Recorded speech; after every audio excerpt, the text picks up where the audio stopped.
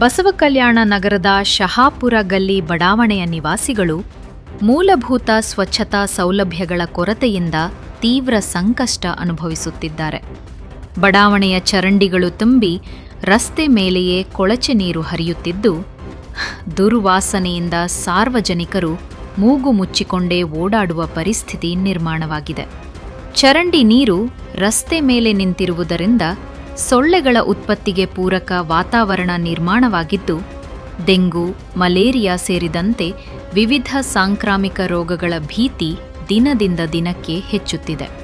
ಇದರಿಂದ ಮಕ್ಕಳು, ವೃದ್ಧರು ಹಾಗೂ ಮಹಿಳೆಯರು ಆರೋಗ್ಯದ ಬಗ್ಗೆ ತೀವ್ರ ಆತಂಕ ವ್ಯಕ್ತಪಡಿಸುತ್ತಿದ್ದಾರೆ.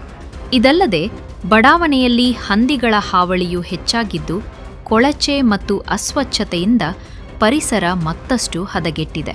ಸ್ಥಳೀಯರ ಮಾಹಿತಿ ಪ್ರಕಾರ ಪ್ರತಿ ವರ್ಷ ಸುಮಾರು 20-30 ಮಂದಿ ಸಾಂಕ್ರಾಮಿಕ ರೋಗಗಳಿಗೆ ತುತ್ತಾಗಿ ಆಸ್ಪತ್ರೆಗೆ ದಾಖಲಾಗುವ ಪರಿಸ್ಥಿತಿ ಎದುರಾಗುತ್ತಿದೆ.